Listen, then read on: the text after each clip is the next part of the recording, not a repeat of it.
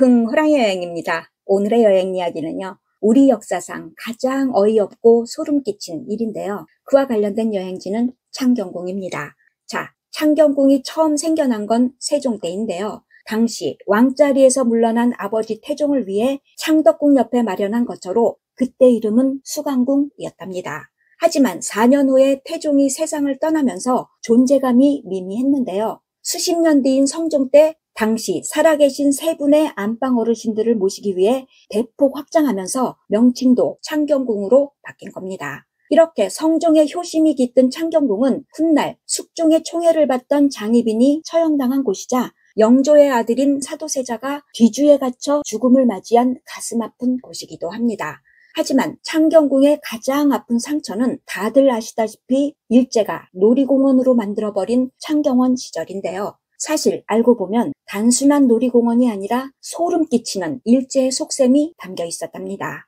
그 시작은 바로 1907년인데요. 당시 헤이그의 특사를 파견한 고종을 트집 잡아서 강제로 퇴위시키고 순종을 황제로 앉힌 일제가 그것도 모자라서 덕수궁에 사는 순종을 창덕궁으로 강제로 옮기게 한 겁니다. 그러자 당시 총리 되신 이완용이 아버지와 떨어져서 우울해하는 순종에게 취미거리를 만들어주는 건 어떠심? 하면서 당시 대한제국 재정 담당자인 고미야 미오마스에게 슬쩍 제안하자 그러면 창덕궁 옆에 있는 창경궁을 동물원과 식물원으로 만들어볼까? 한 건데요. 사실 이는 당시 초대 통감으로 대한제국을 쥐락펴락하는 이토 히로부미 작품으로 유서 깊은 조선 궁궐을 철저하게 짓밟자는 의도였던 겁니다. 그래서 창경궁 건물 수십 채를 헐어버리고 동물원과 식물원을 조성한 것뿐만 아니라 박물관까지 만들었는데요. 당시 그 박물관이 비싸게 사들인 진열품 중 상당수가 개성과 강화도에 있던 고려 왕족 무덤을 파헤친 도둑들이 훔쳐간 것이었다니 일본인 도굴꾼들만 횡재시킨 어이없는 일까지 벌어졌던 겁니다. 게다가 그동안 왕이 직접 농사 지으면서 풍년을 기원하던 궁궐안의 논을 굳이 파헤쳐서 만든 연못은 보트장이 되면서 종합 테마파크로 변신한 창경궁은 1909년 11월 1일에 오픈했는데요. 하지만 정작 창경궁을 그렇게 만든 이토 히로부미는 그 오픈식에 참석하지 못했는데요. 바로 며칠 전인 10월 26일에 안중근 의사총에 죽었기 때문이랍니다. 어쨌든 그렇게 조선궁궐을 그저 먹고 노는 유원지로 만들어 놓고 명칭까지 아예 창경원으로 바꾼 건 1911년인데요. 이제 입장료만 내면 누구든 왕이 살던 궁궐을 누비면서 동물도 보고 박물관까지 구경하니 얼마나 신기했겠습니까? 자, 그런데요. 당시 창경원 조성에 앞장섰던 고미야는 한일병합 후에 일본이 순종왕가를 잘 대우해줘서 행복하게 살게 하는 걸 외국인들에게 알려야 한다. 그러자면 창덕궁도 투명한 유리그릇에 넣은 물체처럼 명백하게 보이는 것이 좋다. 라는 말까지 했다는데요. 이는 창덕궁도 누구든 들여다볼 수 있는 곳이 되어 순종을 창경원 원숭이꼴로 만들려 했던 것으로 사실 소름 끼치는 말이었던 겁니다. 그래도 이거는 그나마 말에 그쳤으니 다행이지만 순종을 위로한답시고 만든 창경원은 실상 일본인들을 위로하는 곳이 돼버렸는데요. 그동안 벚꽃놀이 장소가 딱히 없는 조선 땅에서 살던 일본인들이 일본에서 즐기던 벚꽃놀이 하고 싶다. 징징대는 통에 창경원 조성 당시 일본에서 가져온 벚나무를 왕창 심었던 겁니다.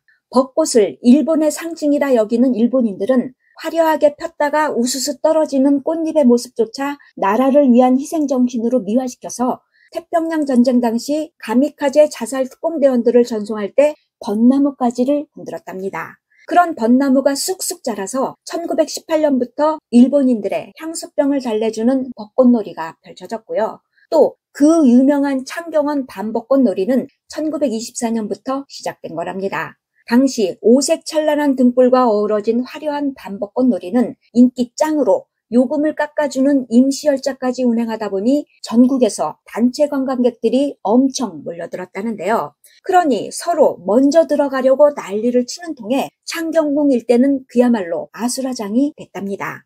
영감상투는 삐뚤어지고 마누라 신발은 도망을 쳤네. 영감 마누라 꼴 좀 보소. 아니 그 모습이 얼마나 오죽했으면 1938년엔 이런 유행가까지 나왔겠습니까?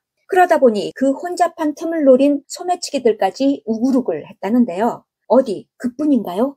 분냄새, 향수냄새 진동하는 여자들과 양복 쫙 빼입은 남자들의 야릇한 시선이 어쩌고저쩌고 하면서 그 시절에 좀 노는 언니들과 오빠들이 으슥한 곳에서 벌이는 행태를 지적하는 기사가 해마다 단골 메뉴였다는데요. 그렇게 일탈의 온상이 된 창경원 벚꽃놀이를 두고 벚꽃은 마음의 흥분제냐 마취제냐 하는 기사까지 나왔답니다.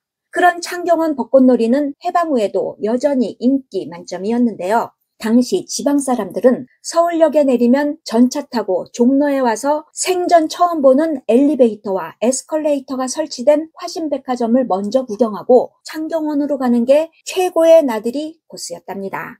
그러니 시골에서 나 창경원 다녀왔다 하면은 동네 사람들이 줄세 했네 하면서 엄청 부러워했다네요. 그러다 좀 먹고 살만해진 1970년대엔 벚꽃 시즌마다 100만 명이 넘는 인파가 몰리는 바람에 표를 구하지 못해서 담 넘어가는 사람도 많았다는데요. 그러니 잠시 한눈 팔다가 아이를 잃어버리는 경우가 많았기에 곳곳에서 엄마 찾는 아이들 울음소리에 아이 찾아가시오라는 스피커 소리가 울려 퍼졌답니다. 그런가 하면 7080 대학생들 사이에선 일명 나채팅 명소로 유명했는데요. 어감이 좀 요상하지만 나이트 체리 블라썸 미팅의 줄임말로 밤벚꽃 미팅이었던 겁니다. 반면에 잠깐의 벚꽃 시즌과 달리 창경원 동물원은 사시사철 인기가 많았는데요. 그러다 보니 새로운 동물이 들어오거나 새끼를 낳는 것까지 동물원에서 벌어지는 모든 일들이 신문에 바로바로 날 정도로 흥미로운 뉴스거리였답니다. 그랬던 창경원은 1983년을 끝으로 막을 내렸는데요. 그로 인해 창경원에서 살던 동물들은 1984년 5월 1일에 문을 연 서울대공원으로 모두 이사갔고요. 해마다 사람들 마음을 뒤흔들었던 창경원 벚나무는 대부분 여의도로 옮겨져서 지금의 여의도 벚꽃 명소가 된 거랍니다. 참고로 창경원 안에 있던 이황가 박물관은 일제강점기인 1938년에 이미 덕수궁 석조전으로 이전했답니다. 어쨌든 어이없게 70년간 놀이동산이 됐던 창경원은 1986년이 되어서야 제 모습과 본래 이름을 찾아 창경궁으로 돌아왔는데요. 하지만 춘당지 연못과 그 안쪽에 있는 생뚱맞은 유리식물원은 여전히 창경원 시절의 흔적이랍니다. 자, 그럼 다음 시간에는 오늘 하지 못한 창경원의 동물 얘기인데요. 일제가 창경원 동물들에게 했던 끔찍한 행태들과 6.25 전쟁통에 동물들만 겪은 황당한 일에 재벌들에게 할당된 희귀동물 해프닝까지 창경원 시절 동물들의 우픈 얘기가 펼쳐질 겁니다. 오늘 얘기 끝. 구독, 좋아요, 호라이가 부탁해요.